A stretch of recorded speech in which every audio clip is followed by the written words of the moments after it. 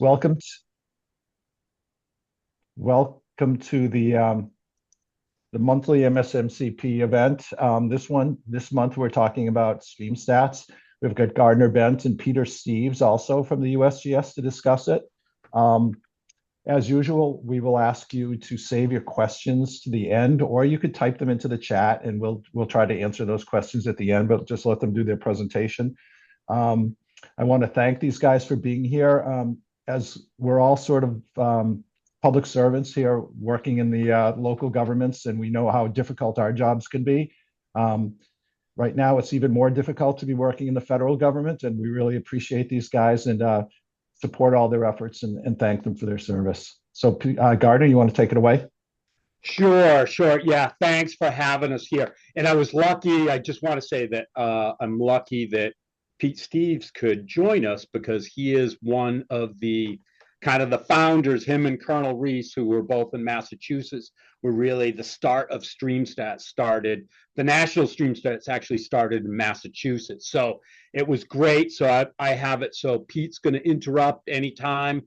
And I kind of set it up that I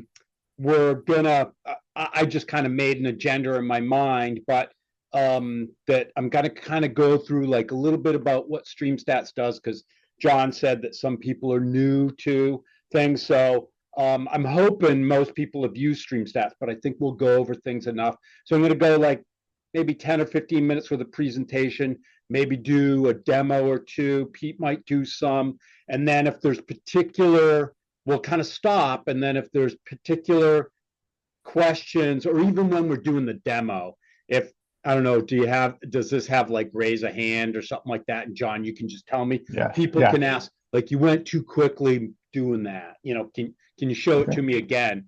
And Pete knows this better than I do, I'll be honest. But I'm pretty familiar with it. I'm usually in StreamStats several times a week. Well, thanks, Gardner. And I just want to test my interrupting abilities here. So I think we're good to go. Okay. Thank you. I'll step in, if anything comes up. Thanks. Okay. And actually, Pete still works on the national StreamStats team. So he's a part of all of StreamStats across the whole country. He does stuff in all the different states, and but we're lucky that he's in Massachusetts too.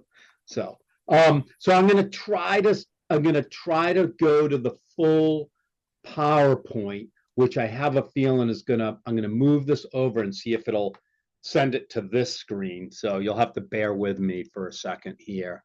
No, it always does it. I'm going to stop sharing for a second and change my screen here. Okay.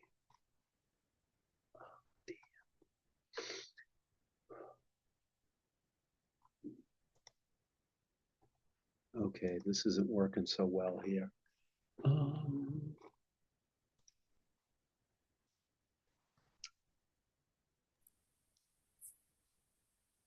If anybody's a Zoom expert, yeah, you might. We're usually used to Teams. So I'm trying to get let's try again. Are you guys still there? Yes. Yeah, we're here. No, we're here. We're here. We're back. Okay, here. Okay, I'm going to try to share my opposite screen here. So you're going to have to deal with this for a second here. And then let's do this. Because it's always the opposite one that you choose, right? And here, so that's a full screen. You guys can see program. A full screen right now. Yep. Right? Oh, I didn't want to go ahead already, but let me go back here. And then how I control it's on the opposite one. Anyways, I did put like down here in the corner, that's the QR code that goes directly to StreamStats. And so I'll just start off. And so what is StreamStats? It's basically, you can see someone's at their desk and they can make complex science easily available and useful for us all. And this is a great report. This is kind of like a history of StreamStats, and you can find that online. Pete's one of the authors for that, as well as Colonel Reese and Pete McCarthy, who is now the head of StreamStats. So StreamStats it allows the web-based application allows us to delineate basins, compute basin characteristics for this watershed or drainage area, and then retrieve published streamflow statistics if there was a gauge. Like these are gauges, so there might be actually published data or statistics, streamflow statistics about those. You can also click them and then go to links that link to the real-time stuff if there's still continuous data. And then you can estimate streamflow statistics at end gauge sites from published regression models.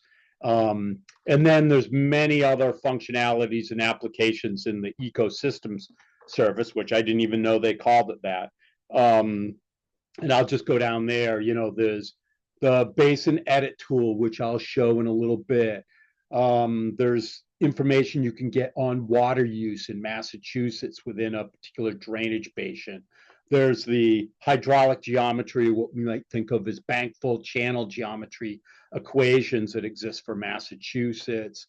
There's the storm drains, which I'm hoping we'll have a little bit of time at the end, and Pete might talk about it. That's been done for the Mystic watershed, river watershed, and is being done right now for the Neponset, but it's basically taking storm drains and connecting and giving us the real drainage area to that particular location. There's other things like perennial intermittent equations. We have some new stuff like preliminary culvert designs that we're working on, but you can see there's a whole litany of different applications across the country that are going on. So you can see pretty much here we are. There's the Mystic River Basin. I just mentioned the storm drains. There's also this Connecticut River Basin functionality within things, but pretty much StreamStats exists in every state, and each state can kind of do their own thing depending on what cooperative project there are. But most states have low flow and peak flow equations. That's still like more the bread and butter of what we're doing with StreamStats, but there's many other applications that are going on. And as I mentioned, you know, these are, some of you guys will know what some of these things are, but you know, there's like here in Mass, we're going to be coming out with a report later this year that has 30Q2 and 30Q10 equations. There's 100-year flood, which we talk about in annual exceedance probability. There's the flow duration curves. There's low flow 7Q10, 7Q2, mean monthly flows. There's all different types of statistics that we have equations for, as well as there's at-site values for these different stream flow statistics that you might be interested in. And this kind, I picked this, I thought this was a great slide because it kind of shows you what goes on. Here's the drainage area, if people don't know the drainage area, and then it's lied over these GIS layers. And in this case, this is mean annual precipitation. This is the SERGO, which is the NRCS, or Natural Resources Conservation Service. Their soil, hydrologic soil types is what these are. And so there's B, there's C, there's D.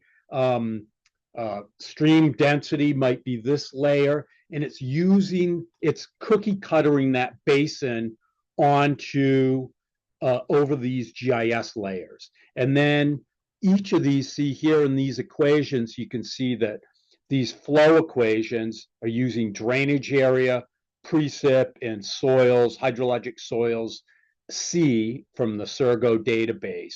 So in for different flow statistics, these variables might change some. So that just gives you an idea of how then it cookie cutters, it gets that value, and then StreamStats is going to solve these equations on the fly. So that's kind of what it's done. in some cases in the future, some of StreamStats might be that you click on the stream and everything's pre-solved and it just gives you the answer. But right now it mainly functions as that you click on that watershed, it delineates the watershed, and then you click what stats you want or basin characteristics, and you say, continue, and then it's building that report of drawing the, taking the basin and cookie cutter it over those things. So I put this slide in the last slide I'll have has a bunch of links on it. But if you just Google USGS StreamStats, there's some really good like how-to guides, common user questions. I looked through some of them and I'm like, oh, that's really cool. So, and it has, you can sign up to get, I think, the news, what new kind of things are coming out across the country in StreamStats. So for Massachusetts, trying to move this thing. I don't know if I can. Can I? Okay, there we go. Oh, that's good. That's better, so you can read it. So in Massachusetts, I just wrote down some of the common things that we have. The low flow equations, basically, compute flow durations for the 99th to the 50th percentile. So that if you have questions about that, it's just ranking the data. And the frequency, the 7Q2 and 7Q10. Later this year, so Colonel and Pete did those equations back in the early 2000s. So what we tend to do with the USGS is we try to update these equations because we have more data, we have better GIS layers, we have other GIS layers that we never could build, that we can update our equations to hopefully be more accurate. So the low flow equations, some of these will be coming out with new low flow equations, probably sometime this summer, later this year on StreamStats. Then we have the peak flow equations, and like I said, this might be a little hard for people to follow because we think of like the 10-year flood, the 100-year flood, and all you do here is the 50% annual exceedance probability is what USGS uses now. This would be the 2-year flood, the 5-year flood, the 10-year flood, the 25-year flood, the 50. The 100-year flood would be the 1% AP, the 200-year flood, and 500-year flood. So it's just if you take one and divide it by that number, you'll get the recurrence interval, which most people think about. But other applications are the storm drain drainage areas for Mystic, probability of a perennial stream. I'll mention that, but Mass DEP doesn't use that for determining whether a stream is perennial or not. Bank fill channel geometry mentioned, water use we mentioned. Oh, I repeated myself on the Mystic Basin, but essentially those are some of the biggest applications within the state. And there's others. Okay, did I hit page down? Right? No, it doesn't like that.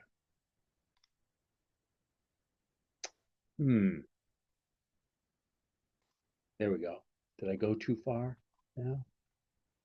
Sorry, I'm just checking to make sure I didn't miss anything. So I have these slides here because I don't know everyone knows everything about it, but so delineating the basin, when you first start off, if you've never used it before, you're gonna really want to zoom. You got to zoom into a zoom level that's 15 or greater, and then you're going to see the center line or blue lines show up, and you'll be able to click on those to delineate the basin. But I just want to make that point, like if you're at 16, you're not going to be able to delineate a basin. So you have to zoom in enough that you can see that and then be able to click on it. So,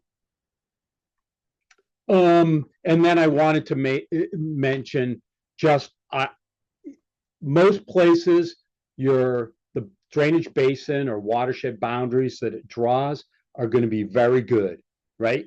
But sometimes when you get into wetland areas, it kind of doesn't do it does it based on what it sees as the hydrography here.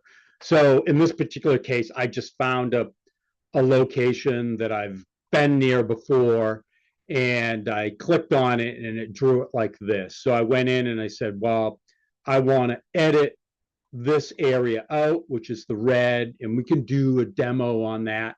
And then I want to add this area here because it drains off of this slope. You really can't see it here, but there's a slope here that it drains into this wetland area before it goes into this pond here. And then I do that and I can fix or edit the basin boundary how I think it should be. So that's just a tool that you guys might use, especially, like I said, wetland areas, and especially sometimes smaller drainage area sites. You might want to bring up the topographic map, or there might be something that you know from have been to that site, and you know, hey, this area really does drain to it, even though it doesn't show it. You know, we do the best we can to have accurate hydrography within StreamStats, but not always is it possible that it, you know, that it's perfect. So anyways, that's just a tool that you guys, so I'm highlighting tools you might use. So and then, you know, you're just basically gonna, you can get the different basin characteristics. So there's over 30 different basin characteristics that you can compute. When it computes, when you pick a statistic, it's only going to compute the characteristics that you want, right? Or needed for the equations. But if there's other things that you want to know about that basin, you can just click and select which characteristics you want to do, and then you can select what statistic you want, and it'll also give you those too. So in this case, I looked at this because I was, you know, trying to follow, say, the Wetlands Protection Act guidance on whether a stream is perennial or intermittent. So I got, like, you know, okay, here's the drainage area. What's the area of stratified drift or percent area of sand and gravel? And we can see, oh, it's good. Everything matches, 0.34, 0.34, and 100% sand and gravel, which is kind of what I thought based on the site. Yeah, and that's just pointing to the basin characteristics here, over here. And then once you kind of click the statistic you want, which is either going to be the peak flow, low flow, flow duration. Low flow, don't get fooled. Low flow is the frequency. The flow duration stats also give you the low flow. So you can see here the 50th percent flow duration down to the 99. The 99 is going to be low, and that's what one of the criteria in certain circumstances for the Wetland Protection Act. And you can see in this particular case, if I had to use that, the flow is 0 based on that drainage area, the area of sand and gravel upstream, etc. It ends up being that. But other, you know, options, or, you know, the August flow durations, bank full channel geometry, probability, and that's what these little, you know, when you have the analysis you want to do, these are the things that pop up. Maximum probability of flood, and I can talk about that if people want to know about that. And, you know, like, so as I said, so that's an ungauged site. So that's a site where we have no data. But if there was a site that happened to be right next to a gauge, then you can click on that particular gauge. I picked Shawshene River at Wilmington because that's kind of near Burlington. And, you know, you can click on it. You can get the information about that particular gauge here and statistics, other basin characteristics. There's other things. You can look at all the annual peak flows for that particular site. You know, you can look at, that's the annual peak. So that's the highest flow where it plots on. This is the, you know, whether it was a 2-year flood or 5-year flood or 10-year flood. You know, it's just the annual exceedance probabilities again. And then here, if you were really interested, you want to get into the nitty gritty of thing. This is the actual rating curve where we go out and we physically measure the sites. And so we're measuring the flow, as well as we have something that's recording the height of the river continuously. And then that's where they all plot. You really can't see. This gauge has been around for, 60 years, but down in here, there's a ton of points where most of the flows, these are like the floods up here that are labeled up in this high part of the rating curve. So here are the links, and I know it's being recorded, but, so I put the actual application link here. This is the information page, the one that I showed earlier for that. And then you can also go to the Massachusetts StreamFlow StreamStats page, which has information about the different functionalities in Massachusetts. And again, hence the QR code. If you can use StreamStats on your cell phone, but it's much harder than on a laptop or a tablet or something like that. And just always remember, if you have trouble, that up in the left-hand corners, that I call it a hamburger, but it's basically 3 lines together. And if you click there, lots of stuff that might show up off the screen will then come onto your cell phone screen. But I think that and then just if you have questions, here's some information, Pete's email and phone number, and my email and phone number. And then if you have something that's really pressing, I guess you could, Pete McCarthy is the StreamStats coordinator. Oh, and that's the wrong phone number. That's my phone number. Pete's, I forgot to put down there. It's Montana somewhere. But anyways, it's more apt he's going to answer email than not. And I think that is it. And then I was just going to go with some demos, but I'll stop there and see if there's any questions before we do it. And I was just going to do a demo to go looking for things that would help with the Wetland Protection Act. But if people have something else that they want to see, we can do it. And the more questions you have for Pete or I, the better with this, because I'll just check. I'm pretty sure that, yeah, that's it. I didn't really want to do more than that. And then just, really do live demos.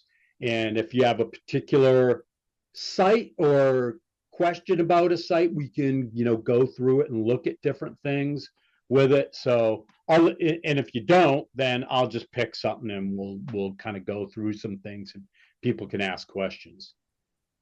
I don't see any hands, Gardner. So okay, so I'm going to go into the demo. The PowerPoint here now that I got to figure that out here. Sorry, just one thing I want to mention is so the accuracy of the data for Massachusetts right now is based on, in terms of the data we use to delineate watersheds, is based on 10-meter DEM data, and how we enforce it to the National Hydrography Data Set, which was basically what you would see as blue lines on a topo map. So that's the resolution. However, we're moving more into, in some places, some states, moving into LiDAR resolution, which allows you to kind of get those wetland delineations more accurate, for example, and the like. So just kind of keep that in mind. We're also doing LiDAR resolution in our storm drain areas, like Gardner mentioned. The Mystic is one. We're also working on the Neponset River Basin right now. That should be ready next year. So yeah, we're delving more and more into the world of LiDAR, and it's really showing some really nice enhancements. There's one thing to mention with, that the most important characteristic you can get in StreamStats is the drainage area. It's the most significant. It's the one characteristic that you're going to see in every one of our equations around the country. And so to nail that down as accurately as possible is paramount to the quality of what we're trying to produce here. So we put a lot of work into trying to nail down those drainage areas, and LiDAR is now allowing us to delve further into that. We don't have any statewide effort from Massachusetts set up yet. That would take some type of co-op to do with the state, but other states are moving forward now with LiDAR resolution, replacing their old resolution with new LiDAR resolution data. I'll come to Jennifer in 1 second, but that is a really good point that Pete made, is drainage area is the most significant variable in all of our, whether it's peak flow or low flow equations. Without an accurate drainage area, you're going to get the wrong estimate of flows. And that is, the other variables are important, but drainage area, it's explains 90% of what I'm just, throwing that out there, but it's about that 90% of what the flow is going to be is based on how big the drainage area is. So, anyways, and I will make the point that if you are in like southeastern Mass, like in the Plymouth Carver aquifer area or on Cape Cod, there are no equations that currently work there. But later this year, we'll be coming out with low flow statistics for the Plymouth Carver aquifer area and on Cape Cod. Because those areas, it's just kind of like a big sandbox of sand and gravel, in the surface water divides, or that drainage area it draws, and the groundwater drainage areas coincide in the rest of the state. But on the Cape, water moves. It's kind of weird, but it moves from like basin to basin. So it's really based on the ground. It's the flow in the rivers in like the Plymouth Carver aquifer area and on Cape Cod are really more based on what the groundwater contributing areas are. So that's what these equations later this year that come out will be based on that. And I'll stop there. And Jennifer had a question. Oh, yeah, just a very general one. When StreamStats returns an undefined result, does that just mean that the underlying data isn't there to produce a solution to the equation? We'd probably need a little bit more specific. So usually you're going to get a message that's more specific than that. If it's, like for example, if you're working with Massachusetts StreamStats and you click on the Connecticut River, the Connecticut River is highly regulated. So, you'll get a warning to that effect. Or if you click in Cape Cod, you're going to get a drainage area, but you're going to get warning messages in that area as well, as Gardner had mentioned. This is in the Charles River Basin, and it's when I'm trying to determine perenniality. But the 99% flow duration often comes back as undefined, and I get a 10,000, just sort of a random 10,000. I can't remember what the supposed units are, the purported units are, but it's clearly inaccurate. But I'm assuming it's just because the underlying data doesn't exist. But so it does. So I had that come up yesterday when I was just playing around. And sometimes you can hit recalculate the statistics, recalculate the basin characteristics, right? Oh, okay. And one time I got it, one time I didn't. So you might have to leave the program and come back in and try again. And you can, like, there was a way that I was able to back figure out what it was and enter a value for it. So if it comes back, you can enter values for it if you know something a little different. Not that you're going to, but I did see that 10,000 thing yesterday, and we'll see if we get one today. Okay. With it or whatever like that. But I thought I saw someone maybe put something in the chat, or maybe not. Did I see it? Yeah, Jen Carlino asked about the Taunton River. So is that part of the Plymouth Carver area you were talking about? I I think maybe a little bit of it, but I don't think really. Yeah. So we'll zoom into that area and maybe, can you see which screen am I sharing? I can't tell. The It's full, Whole the full United United States. all of North America. and Okay, good, Mexico. good. Okay. So we'll zoom in. It's kind of what Pete was talking about. Here we are, we're zooming in, and my zoom level isn't big enough. And even if I click Massachusetts, okay, here we go. So you can see here, it blocks out, this is the Plymouth Carver aquifer area. So you can see that none of the Taunton, so anything here is going to flow into the Nemasket River, which then flows, joins the Taunton River here, and hence Winnetoxet. So you can see all of that. But this area here that's hashed out, like Pete said, you can still get stuff, by clicking on it. And, one thing, if but, it's not, there's issues with it. Pete, somehow your microphone's not working right now. So I can hear you a little bit, but not fully. Oh, okay. Can you hear me now? No. It's still acting up for some reason. It was fine early on. Yeah. Did it switch off to your laptop? Go ahead. Here, it's working now. It's working. Oh, okay. So Yeah. no, I was going to say you can actually turn off that hatchet area Yes. Yep. if you want, and Here. you can and you can delineate a watershed for those streams. Yeah. But it is gonna give you the warning message about the flow statistics. Yeah. So see again here, I'm only at 14 on my Zoom, and I hit that once more, 15, and all the streamlines come up. So like Pete said, I can be down here. I turn this off. You can see that it's there, and I actually can delineate something right there by clicking on it.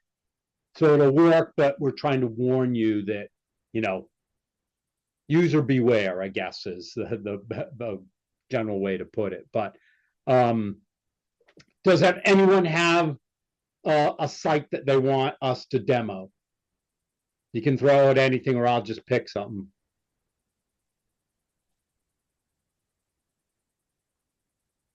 Maybe we could try that Charles River site. Yeah, I know that that might be a good one Jennifer here. was talking about. So I think it has happened to me for Hyde Brook. So let me get an address for you. So you can do it two different ways. Like I should say, you can zoom in, like we said, we can come over here and zoom into, you said you were in Newton, right? Correct. Yeah, so you can zoom in and pick something this way, or we can go up to place and go, you said Hyde Brook? Yeah. Buswell Park would be the street. Hyde I was just Brook, going to get a Newton. Let's see if it'll find it. Newton, Mass. I don't know. Might. Hyde Avenue, Hyde Street. Yeah. Buswell, Buswell,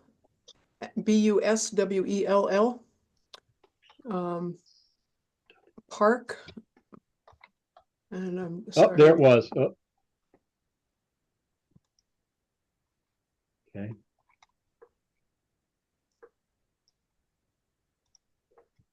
Yeah, and like all the streams in Newton, it pops out of a culvert and then dives back down into a culvert.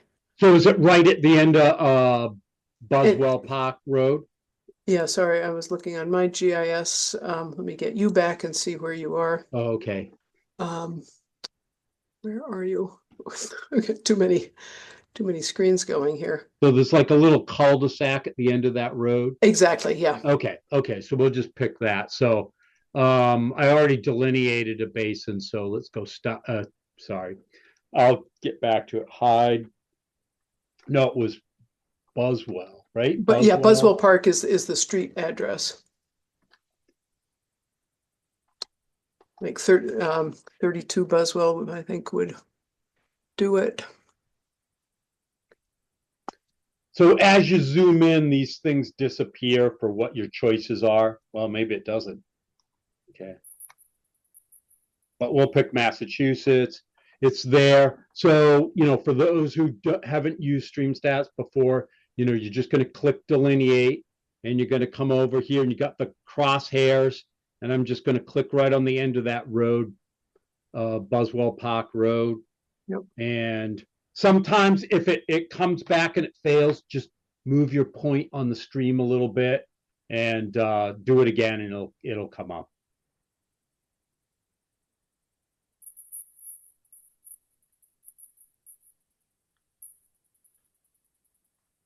So this is where I talked about that it's StreamStats is on the fly drawing that drainage area to this location on the stream.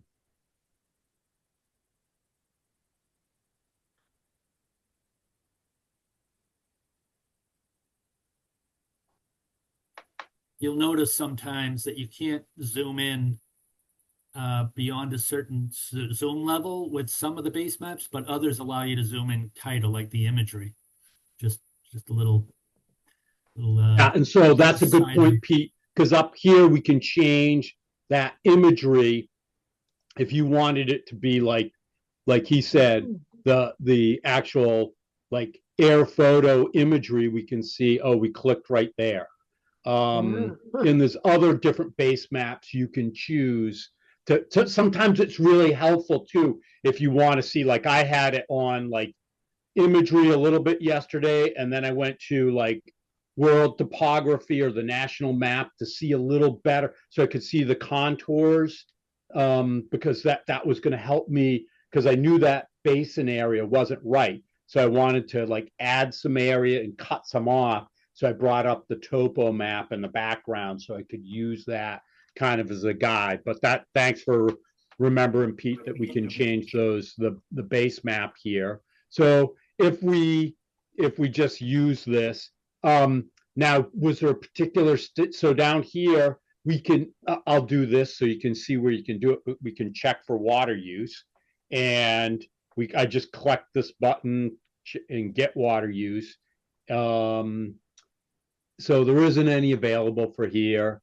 But if there was, it would show what the withdrawals were and the return flows were. And then you could look at how much was surface water or groundwater withdrawals. And that's all data we're getting from MassDEP. And we're inputting it into StreamStats. So that if you clicked on it and you want to know, is this site, it might help you. You might already know that the site's highly regulated, right? But you might not know.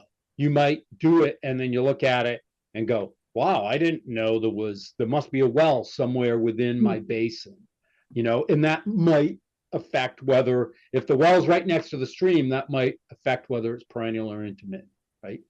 So anyway, so we stop there. We'll go down here to click continue here. And this is where all the different our flow stats that we might want to pick for that site come up here, as well as down here. I can click this button here and see all those basin characteristics. So I might be doing it and say, I'm really, even though mean basin slope, and it tells you what these are.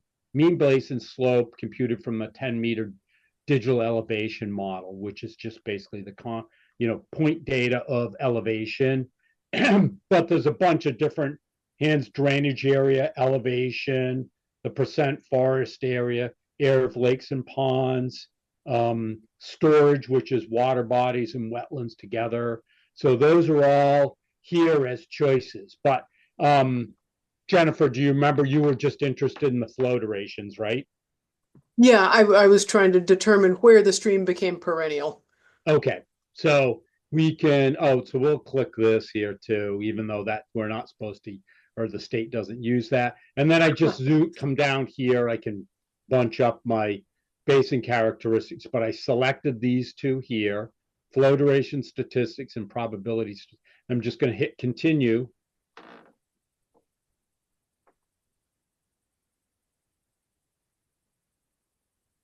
And again, it's doing that thing that we showed in the slide. It's cookie cutter in this basin boundary over those GIS layers that we talked about.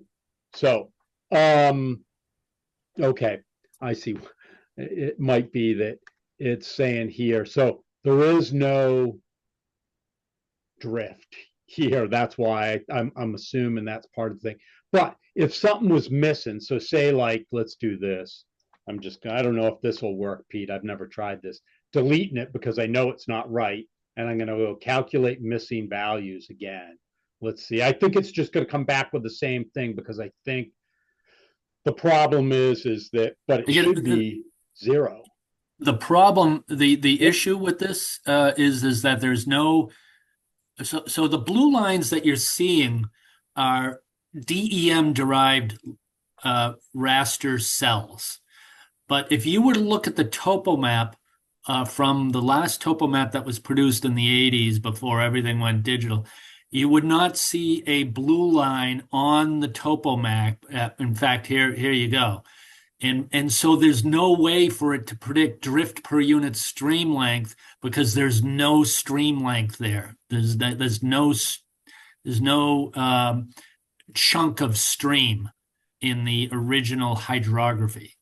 And so this is a kind of a little bit. This is perennial flows, right, Gardner? This is a characteristic for perennial flow. Or it's a low flow? No, some of it, yeah. So this is for the 99% flow duration. Forest area and region is for both, and maybe the mean basin slope. But I can try it again, see no, it's because you don't have a chunk of stream in that basin. If you turn off the Can I do that down here? You can turn off, right. You can turn off the, it's an extreme example because it's such a small area. And when we get down to small areas with the current resolution of the data, you're going to start running into these types of things. But so stream, go to mass layers, mass map layers. Turn that off. Yeah, there's no stream there. There's no streams there. There's no, okay. Yeah. There's no, everything's developed. So in our urban areas, we run into these types of situations, heavily urban areas where the streams have either been, they're in storm drains now, or some other way that they've been diverted from their natural flow. So this is the type of issue you run into with these urban areas, which is why we're updating things now with storm drain mapping. The delineation for the storm drain area could be fairly significantly different than what you're seeing here. That's relying strictly on surface flow. Okay, great, thank you. That's very helpful. There should be a better error message though. So it's a uniquely Massachusetts thing that uses the streamline as a byproduct to get to get this particular characteristic. We don't really use it anywhere else in the entire nation, but this was one of the earliest characteristics in it, kind of that we built into StreamStats. And as you can see, when you get down to these small areas, it kind of it throws it off a bit. Yeah. I mean, this one is daylighted in this area, but then where the line goes perfectly straight, just at the top of the screen there, that's where it enters culverts and so on. So it is a definitely a highly manipulated watershed for sure. And so I'm assuming, if I remember right, to the Wetlands Protection Act, that since this isn't shown on the topo map, and the drainage area is less than half a square miles, it would be considered intermittent, correct? There are two more levels of inquiry. And so if it's area underlaid by stratified drift has to be more than 75%, and then you've got the 99% flow duration. Has to be more than 1 cubic foot per 0.01, second, yeah. 0.01 Yep, cubic feet yep, per second. yep. So at some point in this stream system, it becomes perennial before it discharges Yeah, to the yeah, Charles. yeah. But the question is where, and so I think you just sort of have to click your way along. Yeah, yeah, And, yeah. but, So, okay. and we can Thank still you. open the report and look at it. And, in this particular case, it sort of highlights, a couple things. So if it highlights it in orange, that means it's outside of the, I'll say the regression limits. Yeah. So when we have when we're developing those, we know that explanatory variable, what the smallest one or minimum value we used and the maximum, doesn't mean you can't use the equation outside of that. It's just a user beware, that, hey, the smallest drainage area that was used to develop that regression equation was 1.61 square miles. This is only 0.12. So it highlights it in orange, so Okay. that's a caution, hey, user beware, you're outside of really where we feel good about the limits of that equation. But it doesn't mean it's not applicable, because it still may be the best thing there is out there. That's the thing is like, what are you going to use better? Well, the best thing is field observations. But then we can come down here, we can see, so here the 50% flow duration actually was able to calculate the equation, but we have undefined for the other ones because it couldn't solve the equation, because this drift per stream length is, and there isn't any stream length because, as Pete mentioned, the stream isn't on the topo map, then there isn't any. So it comes up with, I thought it was always minus 9999, but I guess maybe it's minus 100,000 now. That would be an update, yeah. Thank you. I missed it when you tried to plug in a value there. Pete, your microphone's not working again right now. Oh, okay. Sometimes it's working, sometimes it's not. So I could hear you a little bit. Okay.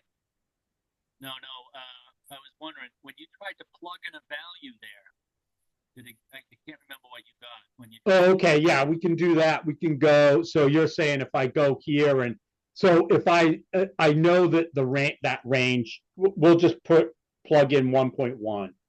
I'm making up. Actually, although we know that's 0, so we could go. Let's make it smaller. 0.1. Yeah. And I'm gonna just. So in that case, it comes back with a flow. So you can see that drift per stream length is between 0 and 1.2. So because I know that there's 0, there's the sand and gravel in there, which is basically equivalent to stratified drift deposits. They're pretty similar in coverage. So I know it's going to be a low value if it was anything at all. It really would be 0. And I can try it with 0. It says they vary from 0. So let's. Yeah, I'm trying to remember what 0 does. I know that we've gotten inquiries about that in the past. It still works because I think yeah. So in that case, we know the 0 sand and gravel, which may or may not be the case, but you can see the actual flow is that it estimates is well below 0.01 CFS. So that's probably an accurate plug-in value that you just put in there. Yeah. No, I think it's probably like I might pick something like 0.1 just because I don't know. But I might look at go look at if I know the area, or if you went and you looked at not that you're going to dig up a surficial geology map, but you might say oh, look at that.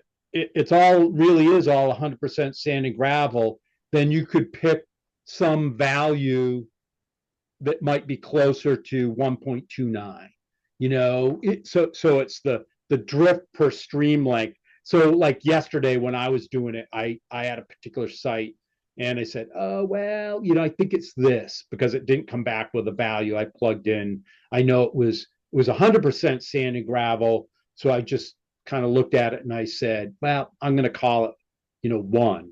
and I used one. What if you just switch over to peak flows?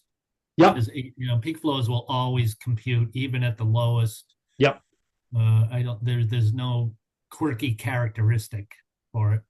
Yeah. So if we can click these off here, and then we just pick peak flow, and we're going to hit continue.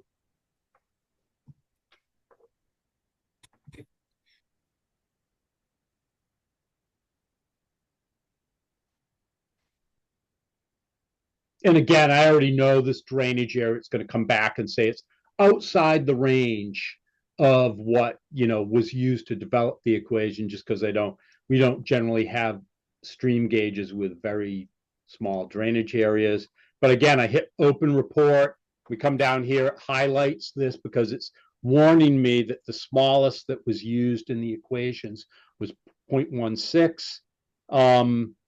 And it came back with what are, again, our flow durations. Sometimes they have little, like you hover, they'll have an eye over them. You could hover over some of them and it'll tell you a little bit more, describe a little bit more what those are. But here it gives you, this is the 2-year flood. It's estimating it, 8.35 CFS, and then the 500-year flood, it's saying it would be about 56. And again, it's an estimate, and it links, it tells you what report that statistic came from. So if you want the gory details about how they developed those equations, you can click on that and actually go and look at the publication.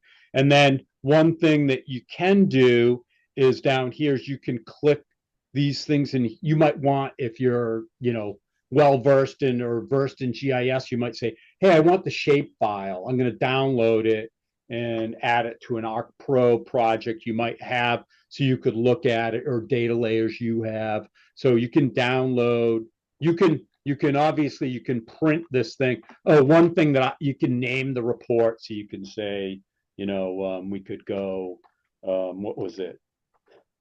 Buswell. I think it was Buswell. Hyde Brook, but Hyde Brook, Hyde Brook. So fine. You can do like Hyde Brook, Buswell Park, Newton. One other thing that is very popular with StreamStats is batch processing. Yep. So you can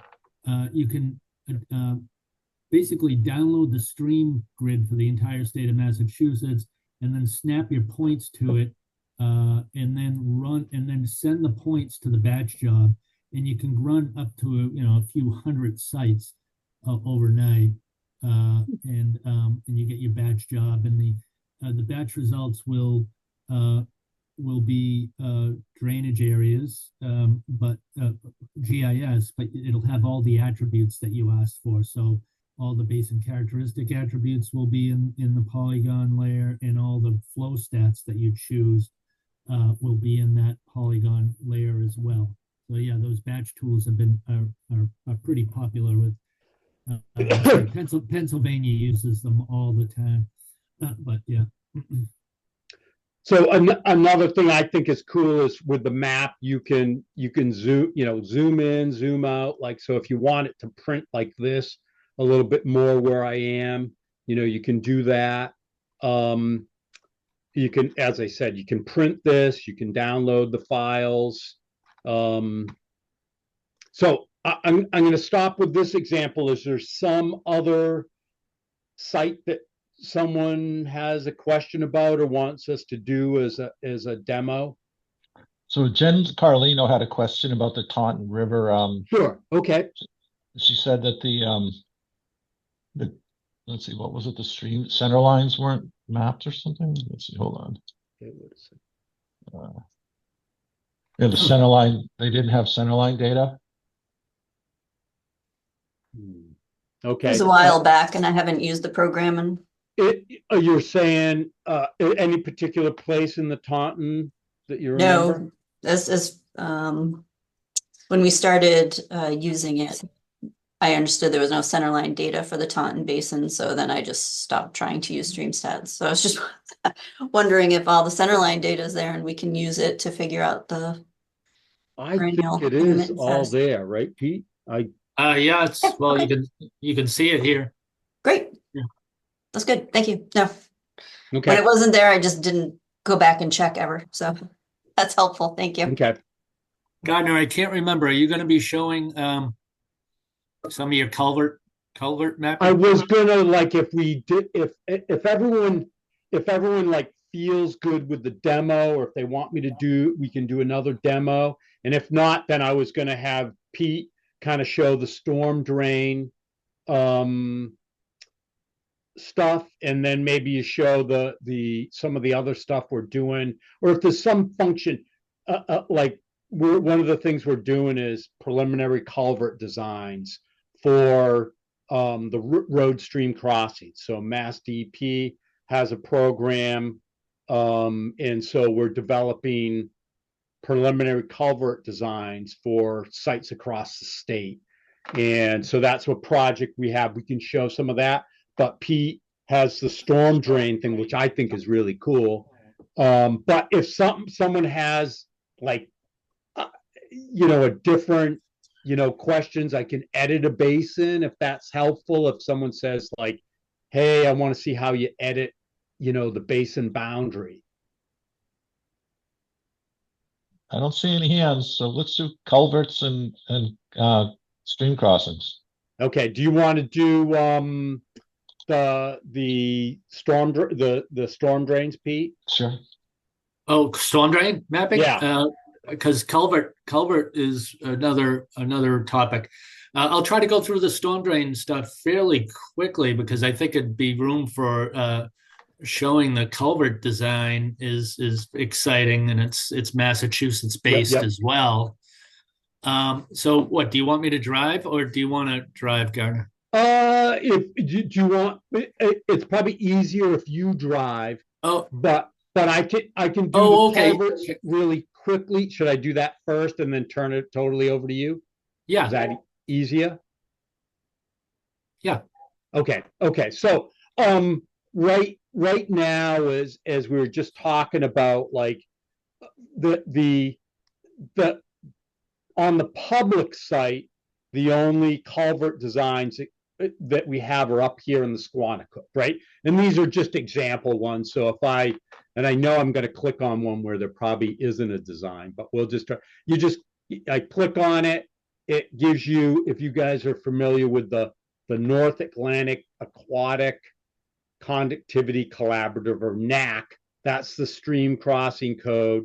Then Scott Jackson, if you know him at UMass Amherst, he came up with these habitat quality scores and restoration potential scores. But anyways, and then this location, Mass DOT's hydraulic design flow would be for the 10-year flood.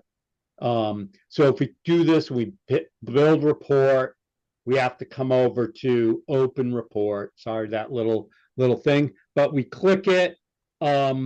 Here's a LiDAR derived watershed, as Pete talked about. So this has already been pre-solved. So in this case, we already had it drawn. That shape file is attached to here, so you can see the watershed, and that's from detailed LiDAR data. And then we come down through here. Come on, there we go. It's a culvert. It's on Dudley Road. This is the name of the stream. I'm in Townsend, Mass. The drainage area to the sites, and here are some of those eyes, that say what those things are. These are characteristics that are needed for the peak flow equations, as well as the bankfull channel geometry with the links to you can link to the NAC database here. I can click here, and I'm over here, and I can go, okay, hence my crossing code. I'll just show you this quickly. I'm going to put it into crossing code, and then I might have to click this. So I'm going to click these two. All states, it doesn't really matter. I click this, and then I can go, hence that particular crossing code. I think this will take it to me. Yeah, here we go. We can see what it looks like. this is the existing culvert right now. And this is information about the existing culvert. But if we go here, we can see hands more about the habitat quality, what went into it, the stream restoration conductivity potential score, the hydraulic design flow from, and I'm kind of blowing through this, the peak flows that go into the hydraulic model, the bankful channel geometry, values that are used to size up that culvert. And then we can see here, this is some different, this is for the box culvert. And you can see for the 10-year flood, it would have to be 6 feet wide by 4 feet high. I don't know. Oh, this value is missing because there's a mistake in something. So you just have to kind of ignore that. We're fixing some of those things. But you can see a box culvert. What would it be for the arch culvert? What would it be for the pipe culvert? And then there's different information about that. And then just so you know, so that's just on the public site. Okay, here we go. If I do this, I'll just show you really quickly on, this is the development site.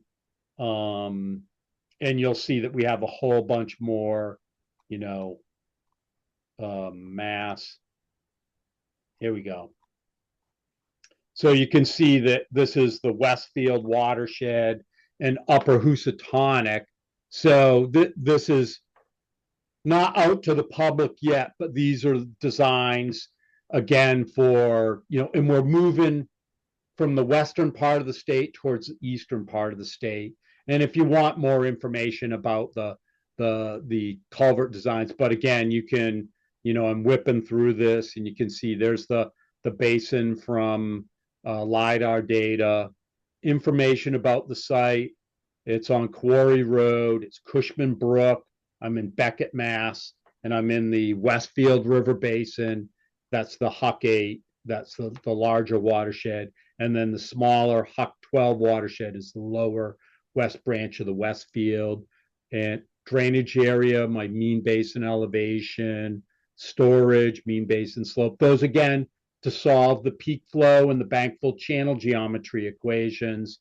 And then what if there's no data, then there isn't any for this particular site on whether it's a state environmental area of critical environmental concern. Is it a wild and scenic river? We don't have that data. It should be, I'm going to guess it's a no, but anyways, and it tells you what that, the habitat quality scores, restoration potential score.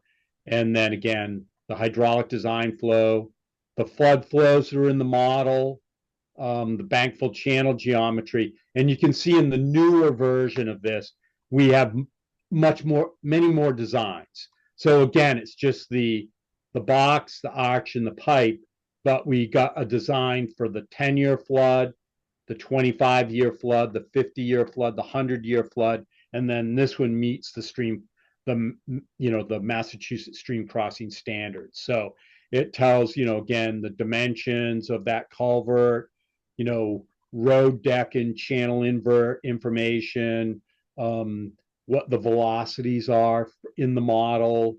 And then it tells you whether you're meeting the stream crossing standards. These are the 6 kind of general standards. And so if it's an orange, it doesn't meet the standard, which doesn't make, the span ratio, I don't know why that one's not working, but that should be 1.2, so it does meet it. But, and then the key is here, if you had an engineer in your town or someone else, you could click here and you can actually download those HEC-RAS is the hydraulic model that we're using to do this. So I'll just stop there. If someone has a quick question about it, I can answer. Ooh, 6 in the chat. Well, maybe not.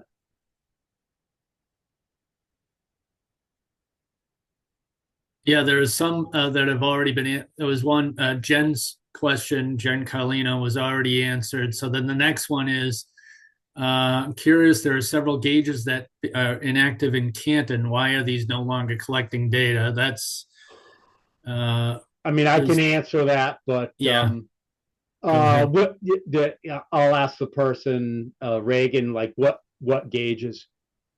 Do you remember the names? There's only one that I see that's active in Canton, so I was just curious why all the other ones aren't. There's one on Peakwood Brook near Canton, Mass, it says. Okay, here. I'll zoom over to there quickly here.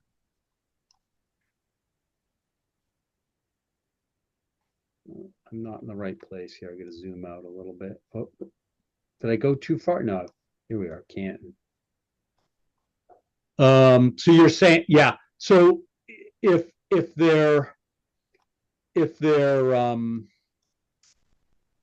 this blue color, they're active. These are like partial. Is it a yellow triangle? Yep, it's yellow. Yeah. So those are sites where we collect miscellaneous data at. So it's not real time. They're not real time. It's just like if you see how it says low flow partial record site. So that means it's just miscellaneous data versus this is Neponset River at Norwood. So that's like real time. So we click there and you can see gauging station continuous record. And then we can click the stats there. I think if we click there, it goes to NWIS and you can see the real-time data. Yeah. So you can see there's the real-time data. So so it's probably, within Canton, there's, Neponset at Norwood. Actually, I don't know why that one isn't color-coded. That one should be color-coded blue too, because that one's active. Green Lodge Street is active. And also this is Each Branch Neponset. That's in Canton too. So those three are active, and then at the Mother Brook, which flows between the two, and Neponset at Milton Village. So those are, I don't know, this one, no one ever changed the color, I guess. So I'll try to make a note of it. Does that help? Yes, that's helpful. Okay. And let's see what we had after that. Mass is the only state using this to determine perennial. You've noted the limitations. Do you have suggestions of what?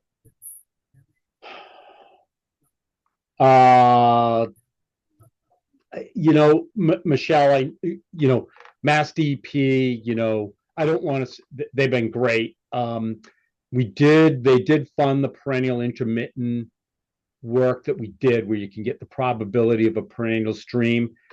They decided at that point that they didn't want to go back and incorporate that to the guidance. They thought what they were doing worked good and was working well. So they decided not to change the guidance. We don't really make suggestions on what USGS doesn't make suggestions on what kind of regulatory things that like another agency should do. So I'm not gonna, you could bring it up with, Mass DEP. I'm sure they'd listen to you and maybe there's some things that they want to try a little differently. This is from, them deciding on, a half a square mile and, if it's 75% sand and gravel and this and that was all decided like about 20 years ago. So there might be some things that I think they were updates they could make, but it's up to them. Well, Yeah, I know it's up to them, but as the, I think you have so much expertise, Gardner. Do you have suggestions? Like if you held a crystal ball and let's pretend we're not talking about DEP Wetland Protection Act regs, but if you were saying, if someone was just like, what kind of factors would you consider as USGS or as in your experience to sort of determine perennial versus intermittent?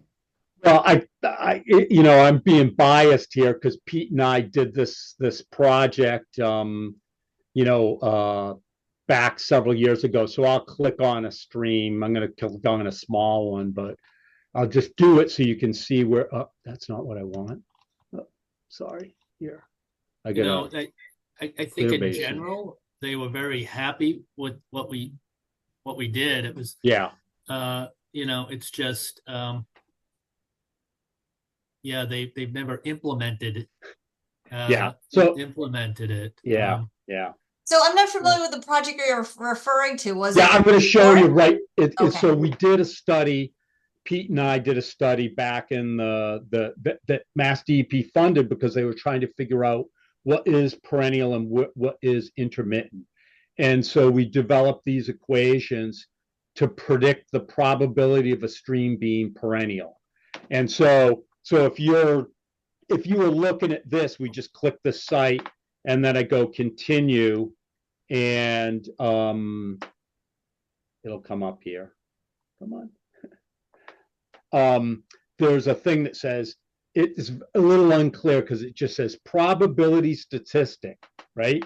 So if you click that and we say continue, it's going to solve that equation and give you a probability that that stream is perennial. So it's like everything out. It's an estimate. So it comes back with the what it needs to solve that, and then we hit report and we come down here.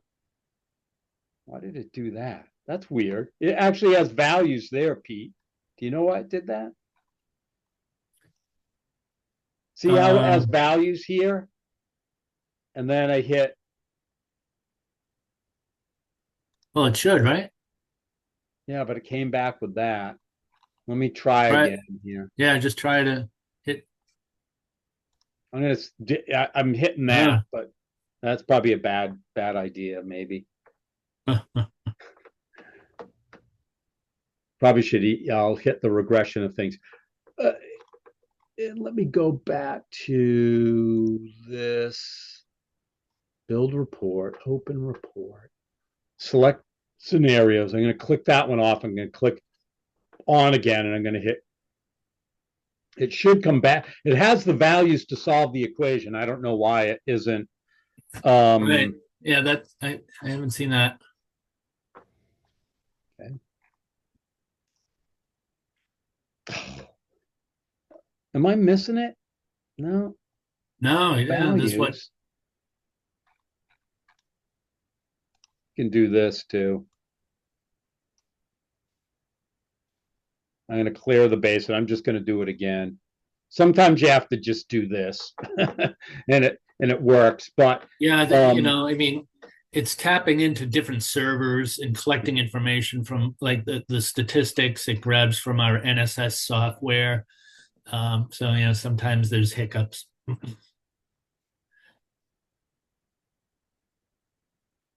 You could also try to run it in batch, but yeah. Yeah, it's a little, the description there's a little, okay, so we're here, continue.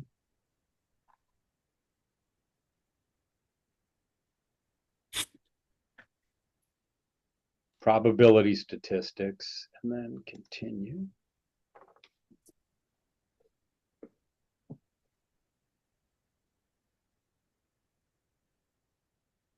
So this is just the probability of flow being perennial. I couldn't hear you very well. Oh, okay. Carry on. Oh, was that you, Pete? Yeah, I don't know what's going on. Carry on. Okay. It's thinking here, I think, right? No, open report. Let's try it. Okay. Did it again. Let me just see if I can try a different site here. That's just, I don't mean to take up too much time here, but I think this is super valuable for some of us to understand what, you know, you and all your knowledge on this would recommend. Is there like a written report that you yeah. created? Oh yeah. That's what he was getting at with the yeah. It'll here. Let's try another. I'm just going to try another site here. Or you can hit the information button there at the top. Certainly, I've used the probability button before, and you get probability of perenniality. Yeah, this is a. Where did you say the information button, Pete? Right next to where it says Massachusetts. About the project, or regional Massachusetts information. Yeah, here we yeah. go. Okay. It's working in the background, so it should anyways still be. Yeah, it's still thinking about this. Okay, so I'll see if I can get it to work here. Great. And then back to what Pete was saying. Here we go. So if you're on that Massachusetts, you can see here. So it's like these are the low flow equations that Colonel and Pete did and Paul Freeze. And then this is the report, the revised logistic regression equation, an automated procedure for mapping the probability of a stream flowing perennial in Massachusetts. So that's what the work we did. That the idea was that to be adopted into the guidance, but at the time, I believe that they had a kind of a intermittent perennial streams committee that met for a couple years, and they came up with that interim guidance, and then they felt like that worked pretty good. So and they can speak better for it than me. That I think it was just like, hey, things are working pretty good. We're just going to leave it the way it is. And then this is the bank full stuff, peak flow stuff here. But let's see if it solved this one here. We'll pick probability, continue. Hopefully it works this time. And again, nothing beats field observations, right? But it's another tool that you could, I keep getting the same thing. So usually it comes back with right here, down here, it's going to have a probability value. And so then you can, I'll make it up. If it's, 99%, then maybe, do I have two? That's the development site. I don't know if would it work on the development site, Pete? Probably not, right? We don't have it set up on development right now. I don't think so, because this is for the culvert. So, your mic seems to have gone out again, Pete. Oh, mine did or Pete's did? Pete's. Okay. So, Pete, do you want me to drive then on the thing, and you tell me where to go? Let me try. Okay, go ahead. Does that work better? Yes. Yeah, much better. Holy crap! I'm sorry. Here, I'll stop sharing. Yeah. Oh, you're I stopped sharing, so you got to share, Pete, your screen. Okay, where do I go here? We go right down here. The green button at the bottom. Right. The arrow. Got it. Okay. Let's hope it pops up on the right screen here. Okay. No. Let's try one more time. Here.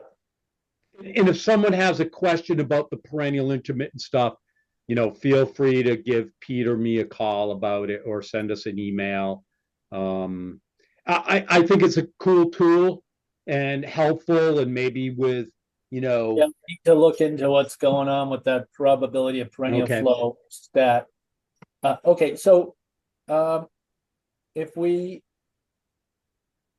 the statistics that get used regularly, we're seeing results, but the probability doesn't get used a lot, again, because as Gardner alluded to, it's not used as a regulation, although it's, we put some good work into it.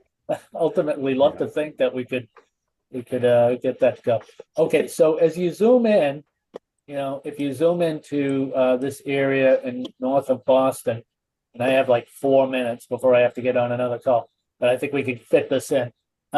So if I select Mystic River Basin, and again, we're going to get the Neponset set up very soon as well, but you zoom into the Mystic, and this is the entire watershed, including the upper reaches here in Woburn. And as you zoom in, what you see here is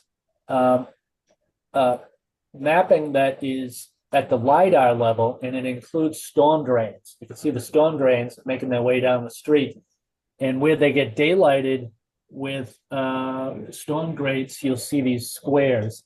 You'll also see storm drains, culverts, like, for example, this one here where there's a daylighted stream, and then it goes into the culvert, and then ultimately, it goes into a storm drain network, or it comes from a storm drain. So this flow is going north. You can see the directional arrows. But if you can click on the stream, or you can click on a pipe. If you click on a pipe, what's going to happen is it's going to be underground for a while, the delineation, until it finds these daylighted spots. So you'll have daylighted stream. So I'm going to click this pipe, and I'll click it right about here. Still right here. And so right now it's kind of surfing up the pipe underground. It's going to find all the places that collect water into that pipe system, including the streams and the catch basins. And it's going to give you this unique drainage area based on urban flow, storm drain flow, which is more accurate than what we were showing in Newton, which only relies on surface flow. It doesn't know what's going on underground. But these developments that we've done here and in Washington, D.C. and in St. Louis are showing you kind of the wave of the future in these urban areas with getting drainage areas. So, and what it's bringing into the loop that we've never really done before with StreamStats is water quality types of issues. This project was driven by EPA, big interest in water quality, phosphorus loading, nitrogen loading, that sort of thing. And so the characteristics that we currently have computing in the Mystic River Basin are leaning more towards water quality types of issues. So you could see here that you're going to get these kind of very unique drainage areas for an urban setting, which would probably happen in Newton at that site you delineated. These drainage areas have sometimes they're multi-polygons. Like this one might be a multi-polygon. Yeah, it's just kind of, you'll see. So the drainage area for this chunk is contributing to this catch basin, and it includes this area that you can see these homes, and then you'll have these other catch basin chunks, and then this surface flow making its way through here.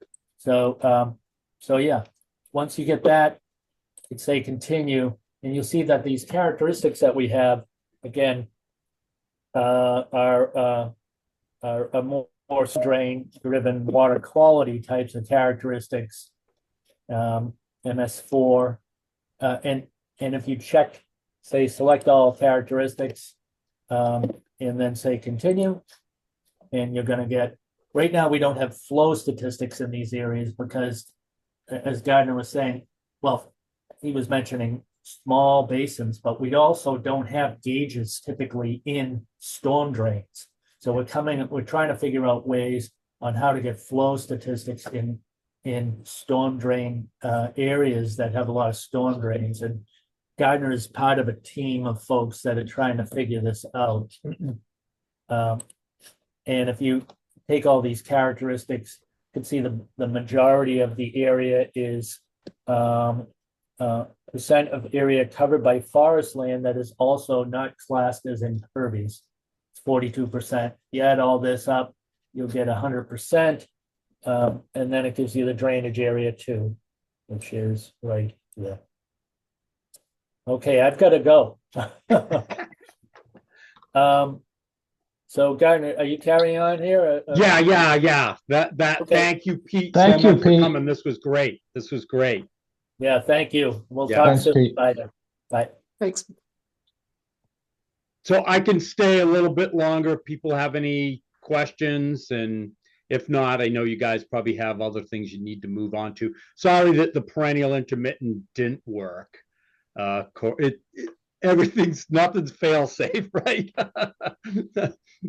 Good. Thank you both. Thank So you. it is 1:30, but Pete, Gardner, you're willing to answer a few questions? Yeah, if there are any. Yeah, sure. Okay, Delia's got one. Oh, yep.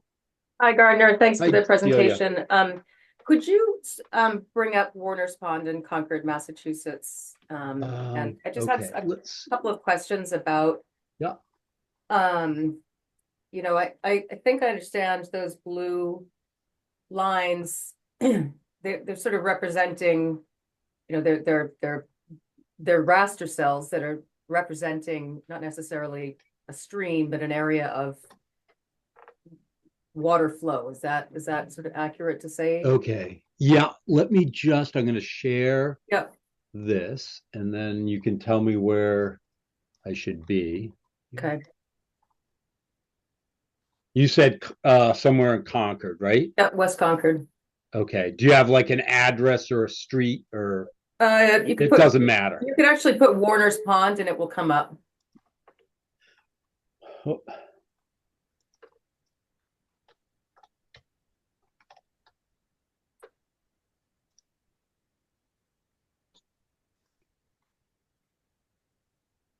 Zoomed in. Any place particular? You mean in the ponds? So this is the one that Pete, you had for Pete the other day, right? About why it doesn't go this way and it goes Yes. that way. Yes. Okay. And you guys can see the right No. screen, right? No, you're You not see sharing. Warner Pond. You're not sharing. Oh, I'm not sharing. Okay. Here, give me a second. Okay. I got all the way to the thing and I forgot to hit the share button. Here we go. I'm pulling it over here. Here we go. Ooh. Yeah. There we go. So your question was, you think that it should go like this and it's going like that. Well, so my question is, why does the blue line connect from where the red dot is down south of that island? Is it because it's just the straightest or the shortest distance? Because then if you run a flow path. Yeah, so there's a program that kind of goes through and tries to figure the best, and some of it has to do with it's the shortest distance.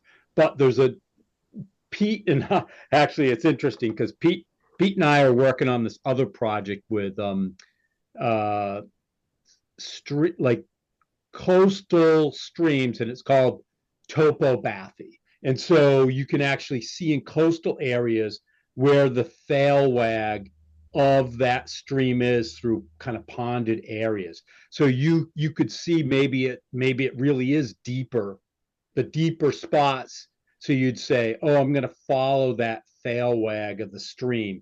But it's only really exists right now for some near coastal areas.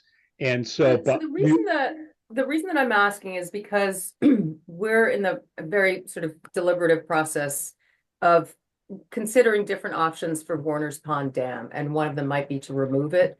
Okay, and gotcha. Our understanding, based on some bathymetry and modeling, hydrologic and hydraulic modeling, is that the path of the stream will actually flow to the north of that pond. Like this. Correct. And so if you run the stream flow map, the stream flow path map, that's what it shows. But people have seen this map who have, very little understanding of what StreamStats is. And they're saying that's where it is. And so I'm just trying to understand so I can be able to explain, well, I mean, does that flow path map indicate where StreamStats sees the thalweg of the stream? Because it is actually a deep channel. It's just based on like basically some computer programming, and there might be some manual. It used to be usually more manual editing. So if you look in other ponds, you'll be like, I don't think it would look like that, but they don't know how to best do it. Okay. So they tried to make some decisions, and I'm sure it's like some scripting program that is looking and says, well, hence my major inflow, hence my major outflow. How can I don't want to go a straight line from here to here. So you can see it seems like it's like equal distance between each side of the stream. That may or may not be true. Like we said, it might be that it hugs this side and then it goes over here, or goes around in between these two islands. It does like this. But right now so the other problem is like LiDAR data is great, right? But it doesn't see through water, Right. you know? So, but they're starting to get better at some of those things. And some of this, like I said, Pete's big on it, like topography. And he showed me some, but it's coastal areas. So, and you can kind of, it's really cool. You can see where the deepest points are in along the coast. So it might be that, I think that's where they're going, but we're probably a few years away from it. And also, like this kind of centerline data is based on these 10-meter digital elevation models, which are about 10 years old, right? Well, now a lot of this hydrography, like I showed the stream crossing work we did in the Westfield so far. And so that is actually using LiDAR data to derive that, where that stream, like if I looked at this and I said, well, does the stream really go there? But with this LiDAR data, which is high resolution elevation data, the DEMs we're making from that, they can actually draw it. A computer, again, it's programmed to do things, but someone goes in and physically looks at a lot of these and decides, does that make sense? And might manually edit something. But it's getting where, like, it's kind of like this, what do I want to say? You know, it's an exponential curve is of getting better and better. You know, every 5 to 10 years, it'll be like, hey, look at this tool. This really, you know, so I think in the next 10 years, that might not help us, right? But in 10 years, we'll probably really know which way it goes, you know? Can I ask you one more question? Yep. Okay, if you go into the exploration tools. Yep. And then you click on the this raindrop path, or the flow raindrop one. Raindrop path. Yep. Yep. And then I just, when I did it, I started down Pete by. does this better than I do. I don't know if I clicked on the right thing. I went downstream of the ponds. Like here. Or no, that's right. Upstream. Yep. That's yeah. Okay, that's right. so I click there, and I'm going to go. Yep. Oh, yeah. That's okay. Sorry. Was I supposed to go there? No, that's right. That's right. Okay. Yep. And then that's where it shows... now it goes goes through the up. Yeah. Exactly. So that's what I'm trying to understand. Like, what is that actually? What is that? That's what a raindrop does. Is that is that where the stream is going to go if the dam is gone? So using that's what it thinks, a computer model. Yeah, the flow path here in this case went the other way.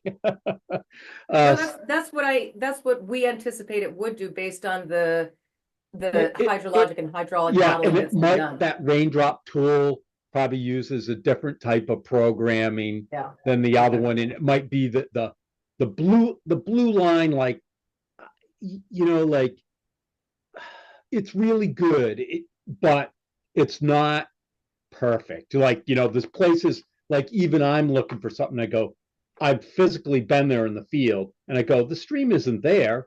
You know, it's really, you know, it comes out here and goes up like this. Right. And so I'll, like, sometimes manually, again, draw my basin boundary to fit that.